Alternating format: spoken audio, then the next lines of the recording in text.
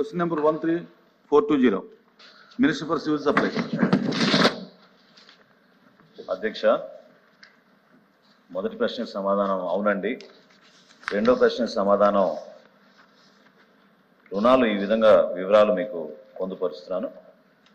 మొట్టమొదటిది Punjab national bank నుంచి 5,000 కోట్లు, బ్యాంక్ ఆఫ్ ఇండియా నుంచి 5,000 కోట్లు, యూనియన్ బ్యాంక్ ఆఫ్ ఇండియా నుంచి 4,500 కోట్లు, నాబార్డ్ నుంచి 4,000 కోట్లు, ఇండియన్ బ్యాంక్ నుంచి 3,500 కోట్లు, స్టేట్ బ్యాంక్ ఆఫ్ ఇండియా నుంచి 3,000 కోట్లు, బ్యాంక్ ఆఫ్ బరోడా నుంచి 2,000 కోట్లు, బ్యాంక్ ఆఫ్ మహారాష్ట్ర నుంచి 1,500 కోట్లు, పంజాబ్ అండ్ సింధ్ బ్యాంక్ నుంచి 1,200 కోట్లు, యూకో బ్యాంక్ నుంచి 1,000 కోట్లు, ఐడిబిఐ బ్యాంక్ నుంచి 500 కోట్లు, కెనరా బ్యాంక్ నుంచి 500 కోట్లు, ఇండియన్ ఓవర్సీస్ బ్యాంక్ నుంచి 300 కోట్లు, యాప్కాబ్ నుంచి 300 కోట్లు, ఇంటర్ కార్పొరేట్ లోన్ అంటే ఏపీ మార్క్ఫెడ్ నుంచి మేము అడ్జస్ట్మెంట్ కింద ఎన్సిడిసి కింద 5,000 కోట్ల రూపాయలు, అన్సెక్యూర్డ్ లోన్స్ మా కార్పొరేషన్ ద్వారా 250 కోట్లు.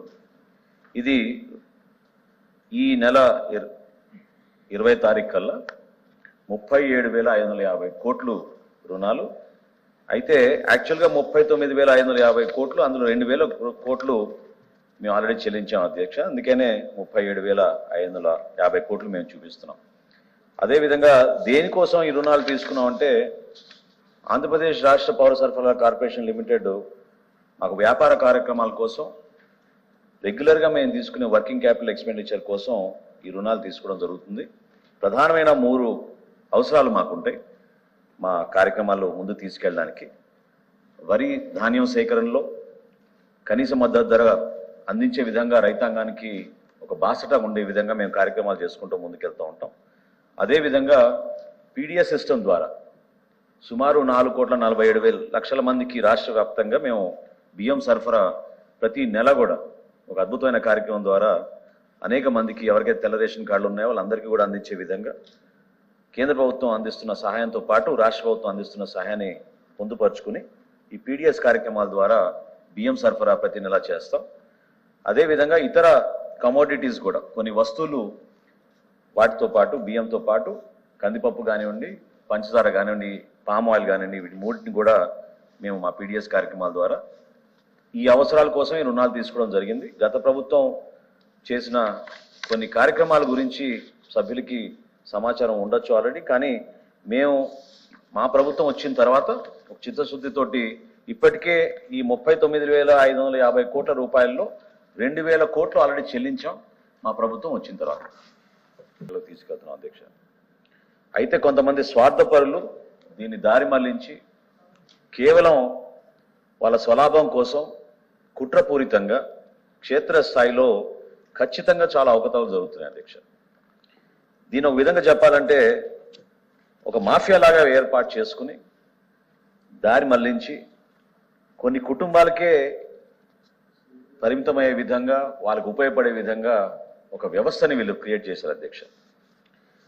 సో అనేక సందర్భాల్లో క్షేత్రస్థాయిలో మా తహసీల్దార్లు, డిప్యూటీ తహసీల్దార్లు చిన్న చిన్న దాడులు చేసినా కూడా కాకినాడ ఒక్క పర్యటనలోనే 52,000 మెట్రిక్ టన్నులు అందులో పీడిఎస్ రైస్ సరఫరా చేస్తున్న సుమారు 24,000 మెట్రిక్ టన్నులు మేము 2 రోజుల వ్యవధిలోనే అక్కడ సీజ్ చేసాం అధ్యక్ష. అంటే ఏ స్థాయిలో జరుగుతుందో ఇటువంటి ఈ దుర్మార్గమైన ఆలోచనలతోటి మాఫియా పేద ప్రజలకు అందించాల్సిన బియ్యాన్ని దారి మళ్లించి ఇతర దేశాలకు ఏ విధంగా తరలిస్తున్నారో చాలా స్పష్టంగా రాష్ట్ర ప్రజలకు అర్థమవుతుంది మీ ద్వారా అధ్యక్ష. ఎక్కడ చూసినా కూడా వీళ్ళు ఒక వ్యవస్థను ఏర్పాటు చేసుకుని సుమారు 6-7 జిల్లాల నుంచి వీళ్ళు ఈ బియ్యాన్ని దారి మళ్లించే ఒక వ్యవస్థను ఏర్పాటు చేసుకుని చాలా అన్యాయంగా ప్రజల్లోకి తీసుకెళ్లారు అధ్యక్ష. ఖచ్చితంగా మేము దీనిపైన సమగ్రంగా మేము విచారం జరుపుతున్నాం. ఎక్కడైతే సామాన్య ప్రజలకు అందించాల్సిన మా పీడిఎస్ రైస్ని మిల్లర్స్ కానివ్వండి, వర్తకులు కానివ్వండి, లేదా కొంతమంది కావాలని దీన్ని ఎక్స్పోర్టర్స్ రూపంలోనూ హోల్సేలర్స్ రూపంలోనూ కొత్తగా వీళ్ళు మార్కెట్లోకి వచ్చి వీళ్ళు చేస్తున్న కార్యక్రమాలన్నింటినీ కూడా ఖచ్చితంగా మేము ఎంక్వైరీ చేసి ఎట్టి పరిస్థితుల్లో కూడా పేదవాడికి ఇబ్బంది కలగకుండా నాణ్యమైన బియ్యం సరఫరా నిజాయితీగా మా కార్పొరేషన్ ద్వారా అందించడానికి ఖచ్చితంగా మేము చర్యలు తీసుకుంటాం అధ్యక్ష. ఎవరినిది ఇందులో వదిలిపెట్టాం, నేను మీకు హామీ ఇస్తున్నాను. ఎట్టి పరిస్థితుల్లో కూడా ఎవరైతే ఇందులో పాత్రదారులు సూత్రధారులు ఉన్నారో ఎవరైనా సరే వాళ్ళని మాత్రం వదిలిపెట్టే ప్రసక్తే లేదు అధ్యక్ష.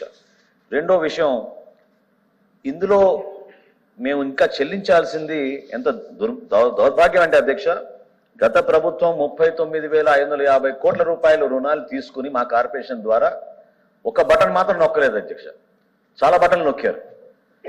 రైతుల దగ్గర కొనుగోలు చేసిన ధాన్యానికి ఇవ్వాల్సిన 1,650 కోట్ల రూపాయలు బటన్ మాత్రం నొక్కకుండా వీళ్ళు వెళ్ళిపోయారు అధ్యక్ష.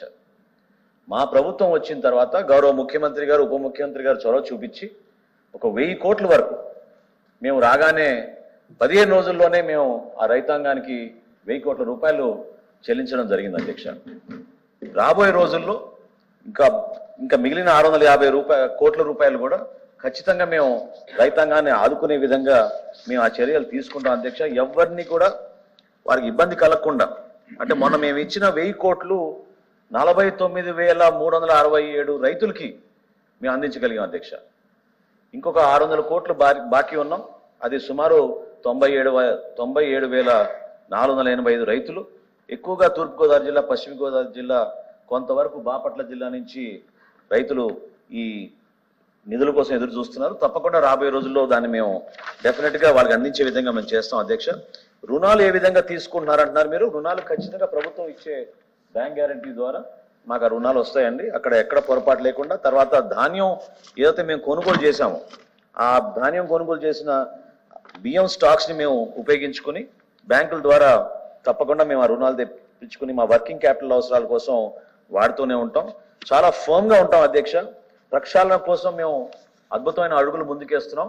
మా డిపార్ట్మెంట్ లో కూడా మేము అందరం కూడా వచ్చినాక రాబోయే 3 నెలల్లో మన మిషన్ స్టేట్మెంట్ ఏంటి, మనం ఏ విధంగా మనం ముందుకెళ్దామని ఆలోచించినప్పుడు మార్చి 31వ తారీఖు కల్లా 2025 కల్లా ఎట్టి పరిస్థితుల్లో కూడా సివిల్ సప్లైస్ శాఖ నుంచి మేము 10,000 కోట్ల రూపాయలు ఈ 37,550 కోట్ల రూపాయల్లో ఖచ్చితంగా మేము చెల్లిస్తామనే ఒక నిర్ణయం తీసుకుని దానికి మేము అంకిత భావంతో కష్టపడి ప్రజలకి మెరుగైన సేవ అందించే విధంగా ముందుకెళ్తాం అధ్యక్ష. ఎక్కడ కూడా పొరపాటు జరగదు. ఖచ్చితంగా మీరు అన్నట్టు క్షేత్రస్థాయిలో కొన్ని కొలతల్లోనూ తూకల్లోనూ కొన్ని పొరపాట్లు జరుగుతున్నాయి. వాటి కూడా మా లీగల్ మెట్రాలజీ విభాగాన్ని మేము ఇంకా పటిష్టంగా చేసి ఎక్కడ కూడా పొరపాటు లేకుండా మేము ముందుకు తీసుకెళ్తాం. కాకినాడలో మాకు దొరికిన పీడిఎస్ రైస్ సుమారు 25,000 మెట్రిక్ టన్స్ మేమైతే సీజ్ చేశామో ఖచ్చితంగా మేము కేసులు ఆల్రెడీ వాటిపైన రిజిస్టర్ చేశాం. ఫర్దర్గా మేము విజిలెన్స్ కానివ్వండి లేదా ప్రభుత్వ శాఖలో ఉన్న ఇతర విభాగాలని కూడా సంప్రదించి గౌరవ ముఖ్యమంత్రి గారితో సంప్రదించి రాబోయే రోజుల్లో మేము తీసుకోవాల్సిన చర్యలు తప్పకుండా గౌరవ సభ్యులకి మీ ద్వారా మేము అందిస్తాం అధ్యక్ష.